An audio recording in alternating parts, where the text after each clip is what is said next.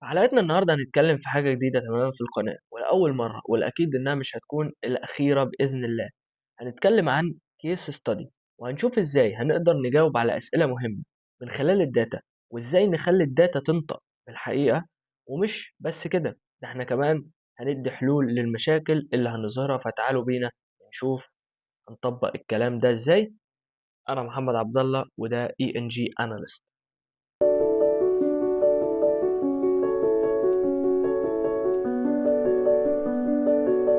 لو إحنا هنمسك في الcase study ده التحليل وهنقسمه ل3 أجزاء. هو أول حاجة تحليل الأداء لكل موظف، وبعدين تحليل الرواتب، وبعدين تحليل الكفاءة.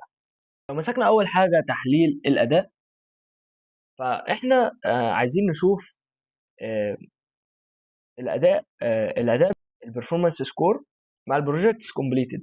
ده لازم نعمل حاجة اسمها correlation between الperformance scores والprojects completed. بالشكل ده كده يا شباب هنشوف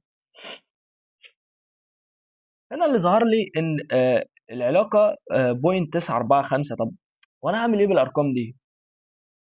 لاحظ معايا حاجه. تعالى وهشرح لك موضوع الكورليشن هنا بكل بساطه. بص، انت لو عندك النتيجه 0.85 او اكبر من كده، يعني 0.9، يعني قريبه من الواحد، خلاص.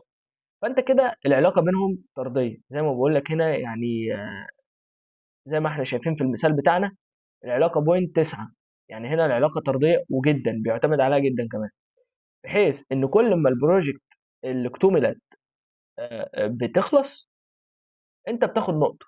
هو بالشكل ده كده. طيب، طب لو النتيجه بالسالب، يعني رقم سالب، يعني لما جينا عملنا كورليشن لقينا النتيجه سالب، فهنا العلاقه بينهم عكسيه. يعني مثلا كل ما الحاجه دي تزيد، الحاجه التانيه اللي انت بتقيس قصادها تقل. خلاص. طب لو النتيجه قريبه من الصفر، طبعا مفيش علاقه ما بينهم. وده موضوع الكورليشن. لما شفنا الكورليشن احنا دلوقتي محتاجين نعرف متوسط، يعني متوسط الاداء لكل ديبارتمنت، لكل قسم. هنعمل جروب باي، وهنعرف كل قسم ومتوسط الاداء بتاعته او نقط الاداء بتاعته قد ايه. فهنعمل دي اف دوت جروب باي. هشوف كل قسم طلع لي البرفورمانس بتاعته قد ايه، متوسط البرفورمانس. فطبعا الداتا طلعت البرفورمانس بتاعتها 3.9، والاتش ار 4.0، والاي تي 4.6، والماركتنج 4.3. طبعا احنا ملاحظين ان الاي تي هي اعلى بيرفورمانس عندنا ولو طفيف عن الماركتنج. سورت دي اف دوت سورت فاليوز. بعد ما عملت البرفورمانس سكور هقول له الاسكيدنج فولس. يعني ايه الاسكيدنج؟ يعني ما تعملهمش لايه بالتصاعدي. عندك هنا زي ما شفنا التحليل، فعمر عادل هو اكتر واحد واخد برفورمانس سكور لانه 4.9 من 10. عايزين نشوف هل الاداء بتاعهم خلاص بيتاثر بساعات العمل وساعات الشغل ولا لا. في علاقه واضحه بين البرفورمانس سكور ووركينج اورز، عشان نشوف هل اللي بيشتغل اكتر بياخد نقط اكتر، بيخلص مشاريع اكتر ولا لا. طب تعالوا نشوف. اول حاجه هنعمل برضو correlation، يعني هنعمل حته الكورليشن زي اللي فوق دي بالظبط كده، خلاص، بس بين البرفورمانس سكور والوركينج اورز. زي ما انتم شايفين كده العلاقه طلعت بينهم 0.9 كده، يثبت لك ان في علاقه واضحه بينهم، علاقه طرديه. يعني كل ما انت هتزود ساعات العمل البرفورمانس بتاعتك بتزيد طبعا.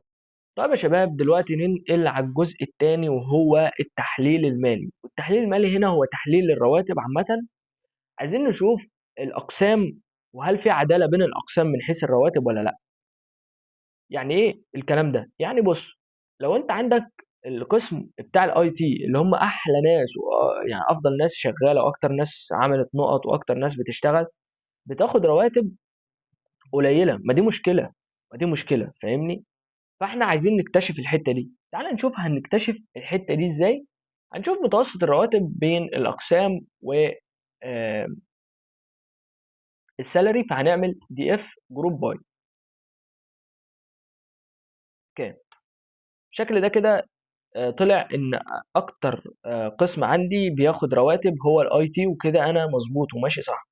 يليه جزء الماركتنج، واحنا هنا لما كنا عملنا في التحليل الاداء فوق شفنا ان الماركتنج هو اللي بعد الاي تي، فتمام. وبعدين بعديهم الاتش ار، هنشوف برضو نفس الترتيب. خلاص الاتش ار، وبعدين الداتا. جزء الداتا بياخد رواتب اعلى من الاتش ار، مع ان جزء الداتا هنا البرفورمانس بتاعتهم اقل. وده طبعا يرجع لان يعني عدد موظفين الداتا يعتبر كتير هنا. خلاص. دلوقتي يا شباب لو انا عايز اعرف هل سنين الخبرة بتأثر على السالري ولا لا، يعني الناس اللي هي قعدت معايا كتير ورواتبهم عالية ولا لا. هنعمل سكاتر. هنعمل سكاتر يعني هنرسم سكاتر. اول حاجة لازم نعمل امبورت لماتبلوتلib. بعد ما استدعينا المكتبة هنقول blt دوت، هتكتب السكاتر. عايز ترسم بسكاتر تفتح قوس وهتختار العمودين اللي انت عايز ترسمهم مع بعض. عمود الاكسبيرينس ييرز مع عمود السالري بالشكل ده كده. كل ما السنين بتزيد السالري بتزيد. شايف ببساطة. عايزين نشوف الموظفين، في موظفين اوفر بيد او اندر بيد. عايزين نعرف يعني هل في موظف شغال حلو والاداء بتاعه حلو وبياخد مرتب قليل، او العكس. فهنشوف الحتة دي ازاي. هنشوف كده هل في الشرط ده بيتحقق مع حد ولا لا.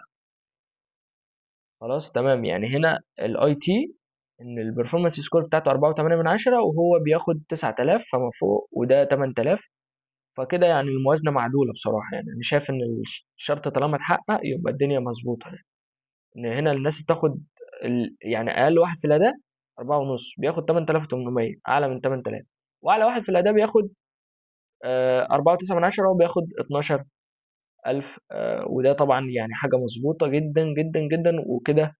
يعني التحليل المالي بصراحة ما فيهوش أي أخطاء، بس هنستفاد وما نيجي نربط بين التحليل تحليل الأداء فوق اللي عملناه الأول والتحليل المالي هنكتشف حاجات كويسة. نيجي نشوف التحليل تحليل الكفاءة هنستفاد منه ازاي وهنعمله ازاي عامة يعني. تحليل الكفاءة لو أنا عايز عمود اسمه الافشنسي، يعني الكفاءة بتاعت كل قسم. الكفاءة عبارة عن إيه؟ عبارة عن، بص يا عم الريس، لو أنت جيت قسمت البروجكت كومبليت مع الوركينج اورز، يعني أنا خلصت كام بروجكت مع في ساعات قد ايه. بصراحة انت عادي تكتب العمود اللي انت عايزه، هسميه الافشنسي بالشكل ده كده. هنشوف هو كاريت العمود، بس احنا عايزين نشوف العمود كاريت، فدي اف اهو الافشنسي. طبعا 1 بوينت. طبعا انت ممكن هنا تقول له اضربها لي في 100 يعني. خلاص. فهنا ديت 10%، 15%، 20، 14، 27.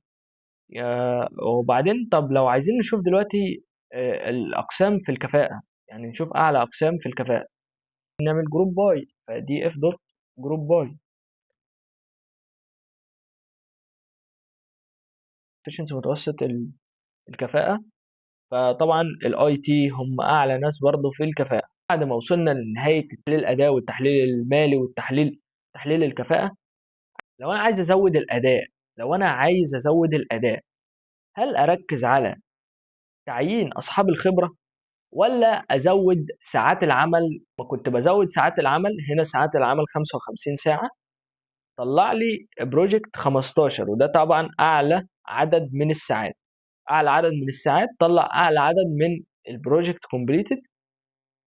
قدامي حلين، يا اما ازود اصحاب الخبرة فبالتالي السالري عندي تزيد بشكل مضاعف، او ان انا ازود ساعات العمل فبالتالي السالري مش هتتأثر بشكل واضح، بس في اكسبنسز هتبقى موجوده بسبب ان انت لما هتزود ساعات العمل، انت هتزود في الاجور حاجات بسيطه.